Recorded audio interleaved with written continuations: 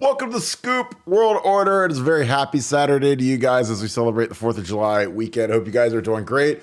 Got a big boom coming from recruiting perspective on the defensive end front. Some big DNs are still on the hook for Larry Johnson. This could be maybe the best defensive end class we've ever had. So we're going to break that down a little bit. Talk a little bit more about Aaron Scott. He set his commitment date. What does that mean? And just some prognostications on what Ohio State is going to look like this season. Nevada Buck and I are going to get cranking. But as always, thank you so much for joining us. We appreciate you guys always tuning in, and we really appreciate your comments, your feedback. If you could leave a like on this video, that would be huge. Click the subscribe button. Send this to your friends, your coworkers, all of your biggest Ohio State fans. We love doing this. We love the feedback, so thank you. Keep that coming.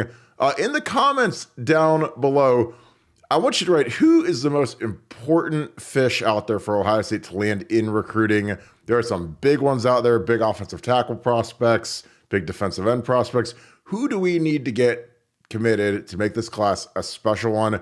Write it in the comments. I want your opinion, and we're just going to go from there. We appreciate you guys as always, and it's time to bring in my good friend, Nevada Buck. Nevada, how are you doing today? Doing well. Happy Bobby Bonilla Day. This is the day that Bonilla gets his big check every year. I think it's like 1.9 million or 1.1 or whatever it is. And I always mark it on my calendar. We have a little Bobby Bonilla Eve and stuff like that. And it's a great day. It's a great day around the Nevada Buck household. Do you have like one of those little plastic helmets, like a Mets helmet, and you put a couple scoops of ice cream and just sit there on your porch and just feed some ice cream, thinking, man, another $1.5 million for Bobby Bo. What a great day for America.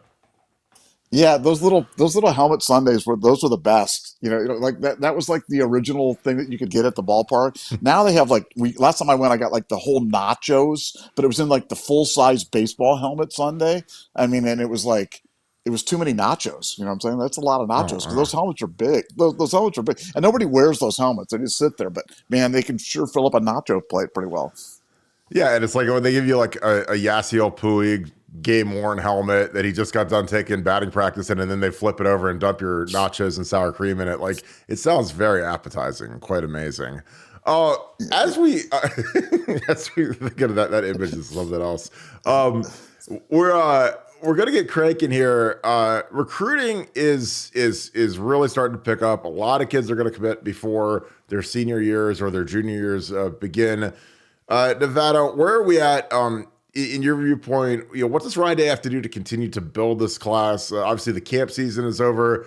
The coaches are enjoying what I always like to call the fastest 3 weeks of the entire year, the 3 weeks that they have off before training camp starts. They get to go on vacation. Ryan Day's in Montana.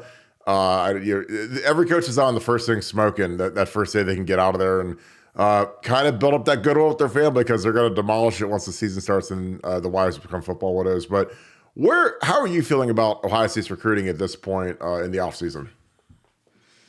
I'm feeling really good and getting ready for another commitment. We just put out an equal sign today on another player that's going to be committing shortly. And I think Ohio State's had a great recruiting season, and that involves having everything hitting on all cylinders, including NIL.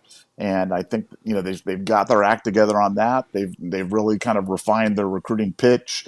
They've kind of refined the type of kids that they're going after. I think they're wasting less time on kids that are NIL only kids.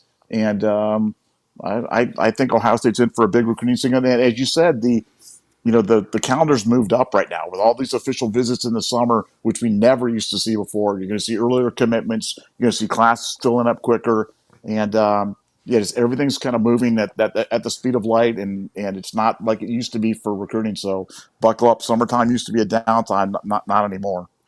Yeah, and I think that most of these kids, if you go to like a good program, an honorable program, I don't want to commit before I started training camp, honestly, because kids get hurt. There's scrimmages. Guys can blow their knees, ankles. And Ohio State and a lot of the good programs, if you're a kid that, say, you tear your ACL, then you have complications where you can't come back ever, you're not the same guy, you can get a medical hardship where they'll pay for your scholarship for 5 years, just as if you're a player, and it doesn't count towards their scholarship cap. So again, I think it's just an extra layer of security as you start your senior year, or your junior year, or whatever, where you can say, hey, Ryan Day, I'm committed to you. And like for me, it's like taking out insurance. Like if you can just do it, you do it. And I think that's the reason why a lot of these kids do it is because it's, I think deep down these kids know where they want to go. I think that nothing's going to change from camp season, official visit season to the end of the season outside of a coaching change. Now that's the only thing that could throw a wrench in it where if Ryan Day would leave and go to the Patriots or Nick Saban would retire or Kirby Smart goes to the Buffalo Bills or something like that. That's the only thing that's like a big wrench in the thing. Otherwise, it's business as usual. Again, I always think back to Dontre Wilson going to Oregon. That was locked in. Chip Kelly leaves, goes to the Eagles, and then magically he makes his way to Ohio State, a guy that a lot of us had really high hopes for. He never really panned out. But, I think these kids are getting smarter about just committing and getting it over with. Because I personally hated recruiting when I was actually getting recruited, and it's a huge relief to know where you're going to go, so you can just kind of focus on your football career as a high school player. Nevada, we're going to get in a little bit to a big defensive end out of Chicago. Marquis Lightfoot is committing Monday, so he actually I actually kind of love it. So he's committing Monday. A lot of people are going to probably take Monday off for extended vacation or whatever. And then you got 4th of July Tuesday. So it's like you can commit on Monday, celebrate for basically 2 straight days. I'm going to get his film on. What are your thoughts on Marquis Lightfoot? He's kind of the less heralded of the defensive ends that we're going after right now. We have 2 5-star superstars, Dylan Stewart, Edric Houston. But Marquis he's a big, angular kid. What are your thoughts on him? Well, I think it's if it's possible to be underrated as a high 4-star, he's underrated. I think he's really, he's right there with any of the defensive ends in the class. I know Ohio State feels that way, and for Ohio State fans, get ready for some good news on Monday as he commits to the Buckeyes. Adds to as you said, what could end up being one of the best defensive end classes that we've ever had at Ohio State. And the big get for Ohio State, and I couldn't be more excited about this kid. Like I said, I say get excited about every kid, but this guy I'm particularly excited about. I think he's got so much upside, and I think he's going to be a star at the college level. Yeah, I think when you get these kids that are 6'5" and 220, you can really add weight to the frame naturally. They're going to get up to 250. A lot of good defensive ends are in that 250, 260 range. Nice and light, quick, athletic, basketball player type-ish build. Like again, I always I ache in how good are their pass rusher abilities based on how fluid are they, how many moves do they have, do they have a good spin move? And when you get these tall 6'6" kids, 6'5" kids that are 220, they're generally really fluid kids. They're not the big run stopper plugger type guys. And those are usually the guys that turn into really good pass rushers at the next level. And you just got to keep working your technique. Because the thing is as you progress from high school to college, probably the biggest jump is the offensive and defensive line technical ability along with just physical ability. That was something that when people asked me what was the difference between college football and the NFL, I said, the defensive tackles is the biggest difference. I played against good ends at Ohio State and in the Big Ten, but the D tackles that's where the big jumps are. And I think to a lesser extent the ends, obviously they're just tremendous pass rushers. They're tremendously proficient.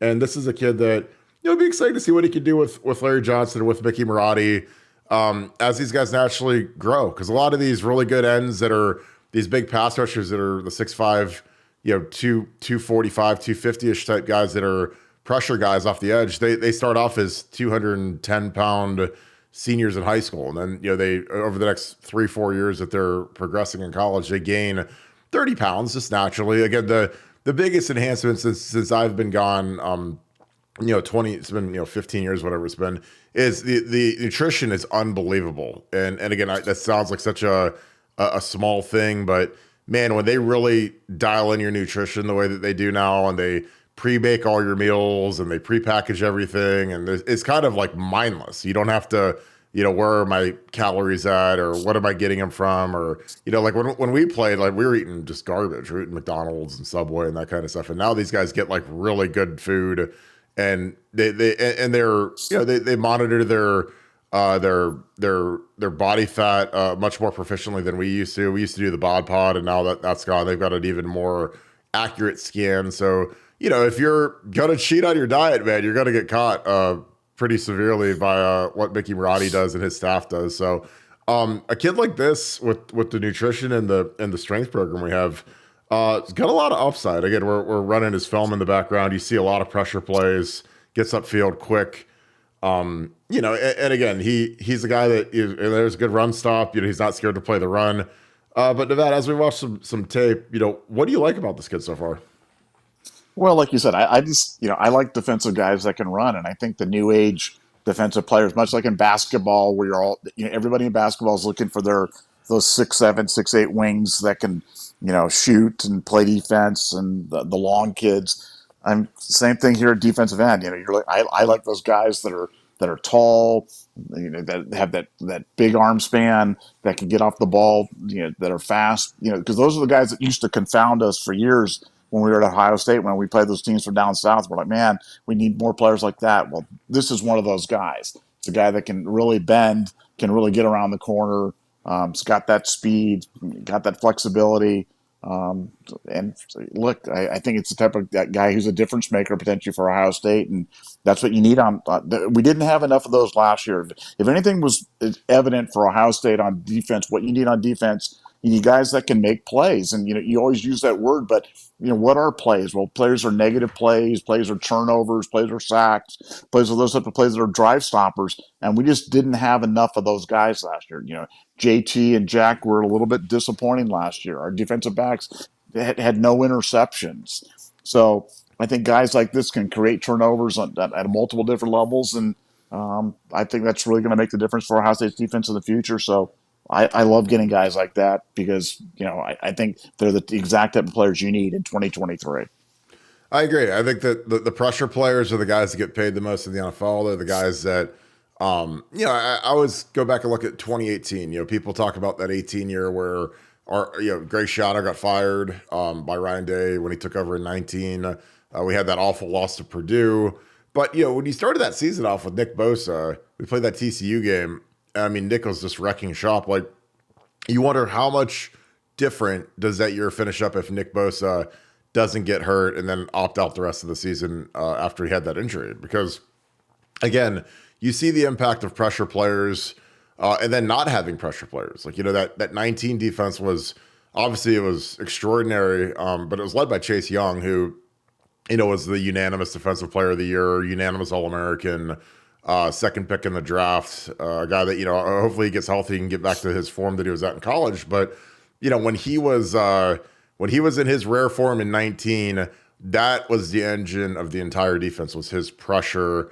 And then, Baron Browning on the other edge. Some of the packages that they ran were just unbelievable, where they would even stand Chase Young up in the middle of the defense, and they'd run like a 5-downish type look, and Chase would pick where, kind of what gap he was going to rush. And that's really hard to counter when you're an offensive lineman and you're trying to scheme versus that pressure look. And again, when there's a lot of pressure on the quarterback, they get a little itchy back there, and they'll throw it up for grabs sometimes. And that's when, guys like Damon Arnett and guys like Jeff Okudah and Jordan Fuller, those guys could feast, even Sean Wade in the nickel.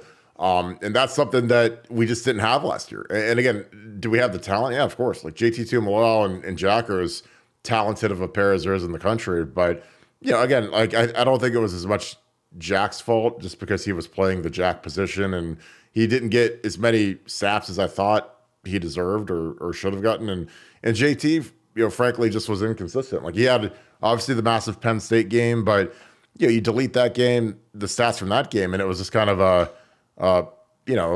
so-so type deal. And when a team has the offense that Ohio State does, where you're basically leading 98% of the time, 98% of the season, because you're blowing teams out, you get a lot of opportunities for pressure, for sacks, because you're putting teams in positions where they're down 21-0 or 21-7 or 28-7, and that's like pass rush city. So that's when hey, that they're going to be back there throwing it 70 times to try to get back in the game or keep up with Ryan Day's offense. So we should produce more sacks. Like that's one thing that if I was shocked about what Jim Knowles didn't produce last year, I'd say that the pressure when he had 57 sacks at Oklahoma State and we were in the 30s last year with Jack and JT and Mike and Teron Vincent and Zach Harrison was a third round pick. Like that was shocking to me. I'm not gonna lie. I thought we were gonna be in that mid 50 range, and maybe we could get back there this year. Nevada, what is your outlook on just not the whole Jim Knowles defense, just the pressure aspect of the defense? Well, I mean, it's got to be better because it would be hard to be much worse than it was last year. When your leading sacker has 4 sacks and only played a handful of plays, so no, I think it's going to be better. Are we going to get up in the mid 50s? I doubt it, but it wouldn't shock me to get to 50. I think that's a good number. I think that's got to be a goal for the Ohio State defense, and I think that'll be a good measuring stick for all of us in terms of how well are we doing pressuring the quarterback. Set that over under at 50, and we go above that, it's good. Below it, and not as good. But I if I was going to bet, I'd bet the over. Yeah, I agree, and I think that there's going to be opportunities. Again, assuming we start to play some of these younger guys and pull the starters a little earlier, that guys like Kenyatta Jackson can get in there and get 5.5 sacks, 6 sacks. I know that sounds crazy given how few sacks we had with our starters, but in 06, like Rob Rose, I think had like 6 sacks coming off the bench, like in mop-up time. And, when you're in mop-up time, you're playing against worse offensive linemen and you're talented dudes. And, all those stats count. Like, that's the thing is, like, it's not like sacks are only the ones versus the ones. Like, you get the garbage time sacks. And, we've had guys that would, I mean, Jack Sawyer, I think, had like 4.5 sacks or something like that his freshman year. I mean, he was getting into garbage time and, he'd get out there. Caden Curry had a couple last year. So I think we need to rack some more of those up, again, just to keep building the depth at the defensive end. We are going to switch gears to our favorite cornerback in history, Aaron Scott. Nevada, Aaron Scott is committing July 30th. His dad is a diehard Ohio State fan. He's doing it on his dad's birthday. Do you see a potential NWO Hulk Hogan leg dropping on Randy Savage type moment where he does that to his dad, or his dad's sitting there and hoping he puts the Buckeye helmet on and he puts the Michigan Wolverine like big mascot head on and jackknife power bombs his dad through the table? I think that's a distinct possibility. He may not like his dad. You know what I'm saying? But I mean, not everybody likes their dad. I liked my dad. I know you liked your dad. So Yeah. we're big fans of our dad. But like, if he doesn't like his dad, what better way to get him back after all these years to say, "Hey, Dad, I'm doing something for you on your birthday. I'm committing to the University of the Michigan," and just do that. Yeah, no, I think it's a distinct possibility. Could definitely happen. And hey, God bless all the dads out there, but this could be a horrible birthday present. It's like, when he announced all that, I was just like, I mean, he's obviously going to Ohio State. We know that. If I was Michigan, I'd just probably give up now because, you're not going to, like, why would you do that to your dad? He's big Buckeye fan. All of his friends are probably Buckeye fans, probably been watching Ohio State games. You're an hour away from Columbus and Dayton.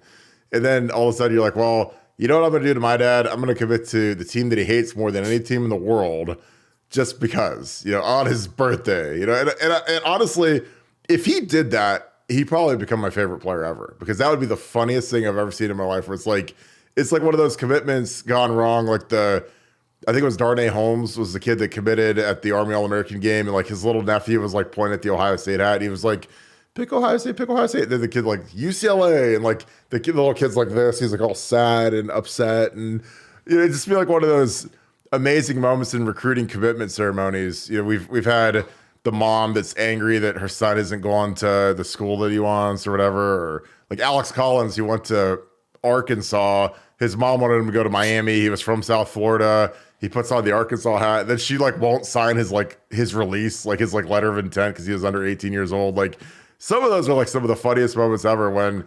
Landon Collins' mom, wanted him to go to LSU. He was from Louisiana. He goes to Bama and they put her on the mic and she's like, "You do not look happy." And she's like, "I think you should have gone to LSU. Go Tigers." Like something like that. And I was like, wow, like what an amazing moment for television when the kid picks the school of his dreams and the parent or whoever is just grossly upset with it. I don't see this with Aaron Scott. I think he's all Buckeye. I think it's over now. Now that he's committing on his dad's birthday. How shocked would you be if he did pick Michigan at this point, given what we know about the commitment date and his dad? I'd be shocked. I'd be shocked. Ohio State feels really good. Ohio State feels like they got this one on lockdown. I felt good about this before he made the Ohio State visit. After I heard about the Ohio State visit, it just checked all the boxes, answered all the questions, and I think it's a. I mean, look, we already got Bryce West. Now we land Scott. We've got the two best cornerbacks in Ohio, and order's been restored. And all the I know some people were concerned, some people were ready to line up on the ledge and jump, but I think this was a relaxed moment, the RELAX moment, and I think we can relax on this one. I think this one's I think the risk of the bash at the beach, Hulk Hogan, third man, turn on his dad, I think is very, very thin. So I got him as a Buckeye. He gets like the spray paint out and just puts a big UM on his dad's back after he like jackknifes him through the thing. I don't know. I like again. I'm happy for the kid. I think it'll be great. I know we're making light of the situation, but it is always kind of funny. Like when you read the tea leaves and like, is he really going to do that to his dad? Like it'll be the greatest. The best part about it for the kid is he's literally going to give his dad's dream birthday present. The thing he's probably always dreamed about since he had his little kid in like little league when he was 5-6 years old, running around with his little helmet on, and man, it'd be great for my kid to be a Buckeye. And then the best part for Aaron is he gets to get his dad, kind of like a late Father's Day gift and a birthday gift, and it doesn't cost anything, so it's free. So he's like, this is the greatest thing ever. Like I don't have to buy my dad like a whatever he wants, new Xbox or whatever. I can just give him my commitment. And so it's kind of smart killing two birds with one stone. And the thing I always tell these kids, like back when I did the recruiting, talk to these kids that were Ohio kids that were debating between Michigan and Ohio State, is I wish you could go and ask the guys that did that how it worked out. And outside of like maybe Desmond Howard, maybe Charles Woodson, like I'm not talking about the guys that are Hall of Famers and no, but ESPN. Desmond Howard. Let's talk about Desmond Howard. Desmond Howard used to be like a Rhodes Scholar, and he went to Michigan, and look how stupid he is now. Okay? Like, you listen to him talk, and you're like, Desmond Howard is one of the dumbest people on television. That's because he went to Michigan. I'm just telling you. Coincidence? I think not. How shocked were you that they fired David Pollock and they kept Desmond Howard? Like, David Pollock really does a good job. Yesterday was like the Red Wedding at ESPN where they fired basically everybody. I think there's like 8 people left that still work there, none of which are relevant. But were you surprised by the bloodletting yesterday? No, I mean, that's a thing that's just taken on water and just made so many, unforced errors and mistakes. And now in the age of streaming, they've just got the wrong business model right now and too many legacy contracts. And no, I think it's going to get worse before it gets better. And I don't know if it's ever going to get better. So rip ESPN. Thank you. We hardly knew you. Look, I remember watching ESPN when ESPN was showing miniature golf, and that's a true story. They were watching professional miniature golf on ESPN. That's how long it's been since I've been watching ESPN. I'm an original ESPN thing, and it used to be great. It used to be must see television, and now it's not. And that's the way the market works. When you don't respond to the market, and you're not giving them what they want, then the market punishes you. Yeah, and I think inherently with a model like that, how many of these former athletes that retire and they want to get into broadcast or whatever want to go work for ESPN? Like all of them.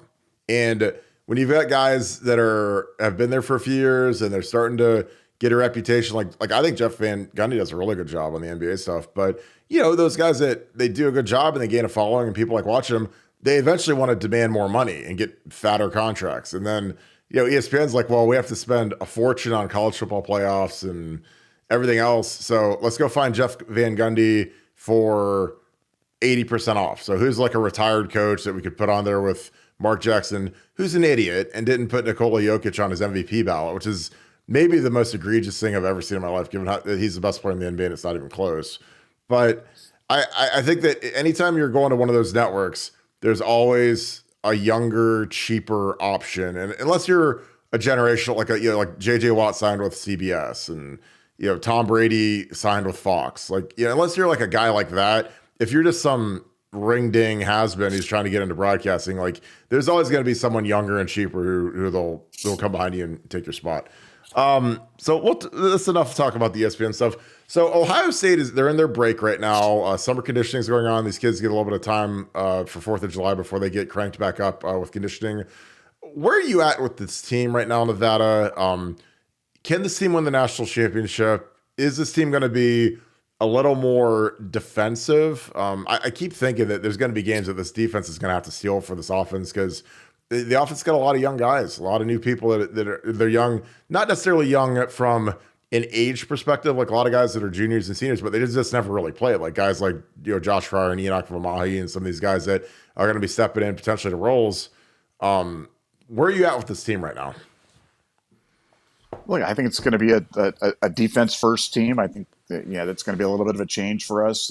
Defense is going to be the strength of the team. It's going to be there week in, week out. I think the offense is going to be a work in progress. It's only going to go as far as McCord and Brown can take us. I'm not worried about the offensive line.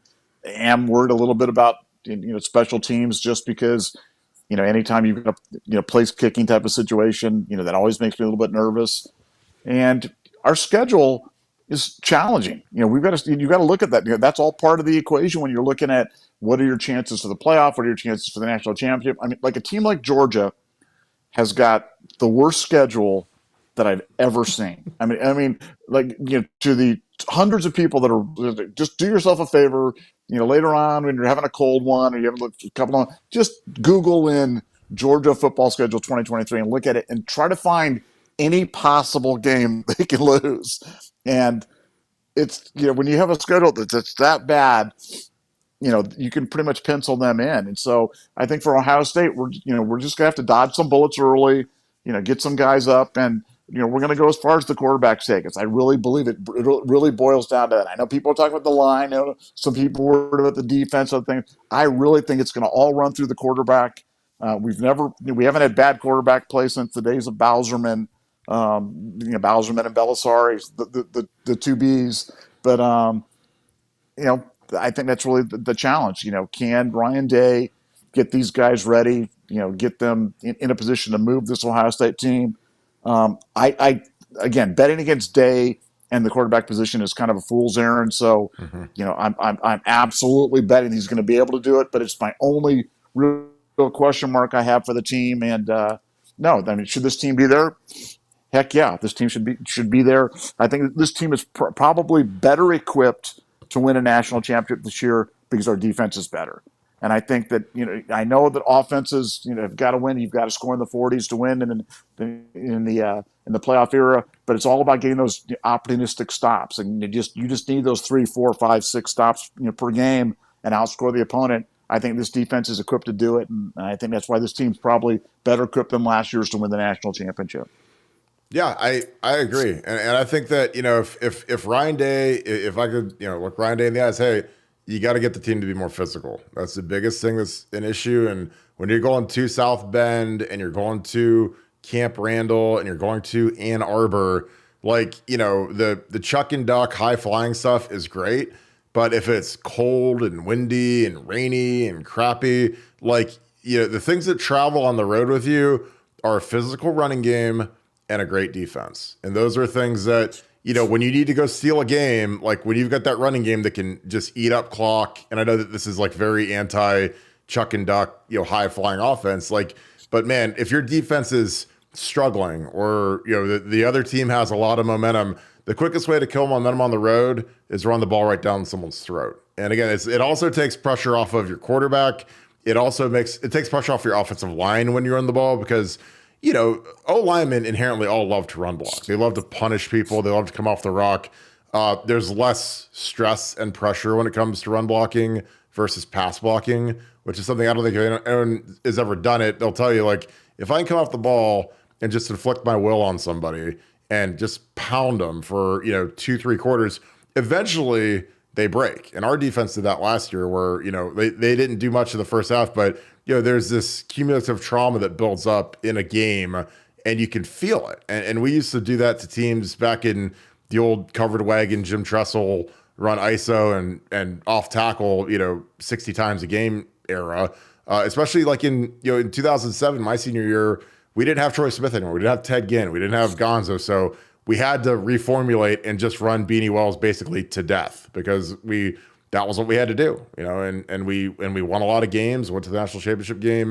We really overachieved, that year based on our talent level because we weren't a great team. We were picked to be third in the Big Ten, it sounds crazy that any Ohio State team's ever picked to be third in the Big Ten, but it helped us achieve the number one total defense in the country too, because our defense didn't have to defend as many plays and they were really good. And, when you're good running the ball, you're also good at stopping the run. You only have 2 hours a day to practice and you got to pick what you work on. And I'm telling you, us being able to run the ball really well, it helped our defense defend it because they had to go against us in practice every day. So, but I'm excited. I think this is going to be a big year for Ryan Day. Obviously, at Notre Dame is going to be, tough. I think at Wisconsin is going to be tough. Obviously, at Ann Arbor is going to be a towering inferno of tough. But you have like a nice little progression where that at Notre Dame game is going to be a big challenge for us, and then Camp Randall is going to be a bigger challenge for us, and then Michigan's going to be like the OK Corral basically, where you have to go and beat a team that's going to be on fire and tough, and it's never easy to win in Ann Arbor, and I was fortunate to do it twice, and it's you don't ever take those for granted because it doesn't matter how good you are. In '05, we were the team that beat the Notre Dame, the really good Charlie Weiss, Brady Quinn Notre Dame team, and we almost lost up there. I mean, that Michigan team had 4 or 5 losses that year, and they had us beat. We were down, 12 points with like 7 minutes to go in the game, and Troy Smith had probably the greatest drive, quarter in the history of Ohio State football to carry us to the win. But Nevada. This is something I want to get back to with the Georgia schedule thing. Where would if you're Nevada Buck, athletic director at Ohio State. Well, for one, Ohio State would be way better, but how would you work scheduling, particularly with the out of conference teams? Because like you look at Georgia's schedule, and there's no way they're not going to be undefeated going into the SEC championship against Bama, versus Ohio State, where there's some real big games, like big road games, and plus there's only 6 home games, which is insane because we had 8 home games last year, so you got to pay the piper this year and only have 6. Where are you at with the difficulty of schedule and how much is too much if you're making a schedule for Ohio State? Well, I mean, look, if I could only make one change, because again, we could talk about all these potential, but if I could just make one change, I would adopt the week 11, cream puff scheduling thing. I think it's absolute genius that the SEC teams do that. We string all of our tough games, back to back to back to back to back at the end, and they have week 11 against Appalachian State. I can't use them as an example, but Arkansas State, Mercer, or somebody like that, Mercer or Liberty or something like that, and they do that before they roll into their tougher stretch of rivalry games and SEC championship. And I think it's absolute genius. If I could make one move, that's the move that I would make. It's not an accident that the SEC keeps winning. It's little things. It's not just because of this, but it's just all these little things added together. Medical redshirting, use of analysts, aggressive roster cutting, 11th week, week 11 bye. I mean, all those things together. That's why the SEC wins more. And I think we've got to adopt some of the smarter things that they do, and that's probably the smartest thing they do. I honestly couldn't agree more with you, just because when you do that, again, when you're not playing and you're just watching the games and you're just like, we're just analysts now, or you're kind of like fans, whatever. But when you're playing in season, man, you really get beat up, and you've got ailments that are ranging from really severe, where you like can't sleep at night because your shoulder's so bad or your knee's so bad, to just minor stuff. So when you have that cupcake week 11 and you can hold out guys that you don't need, or you can just blow a team out in the first quarter and get up 35-0 and empty the bench. Like it's really a nice thing. And then to boot, for Bama half the time, that's their senior day. So it guarantees a win on senior day. Everybody feels good. Everybody gets to play. And something else that it does is, there's a lot of kids, as the season progresses, they get more and more either happy or more disgruntled. So, if you've got young kids on the roster that are potentially looking at the transfer portal, or they're getting hit up by you know, people, you know, like, hey, you know, come transfer to Miami, come transfer to Texas A&M, transfer to wherever. Um, you can get them out on in the game so that they can leave the season feeling better about your program. Because like when you can empty the bench and these kids, even the freshmen that are redshirting, get to play 4 games. So you can get those guys out there, get some film out there, show up some stuff they need to work on. I think that that's huge. And that's something that I don't think anybody's ever talked about where, you know, you might have that freshman who's homesick and his parents are coming up to the game and then he actually gets to get in the game and play 10 snaps or 5 snaps or whatever.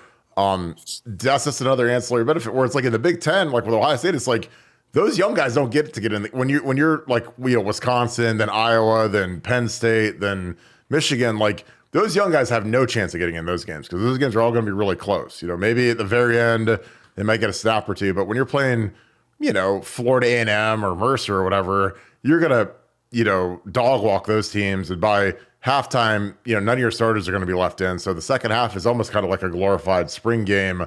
That's a real game. So, you know, I think that that's just genius by the SEC, and that's why they are who they are. I mean, they really do a good job with little things like that. Well, we're going to wrap this. Nevada, happy 4th of July. I know you're traveling right now. Any final thoughts?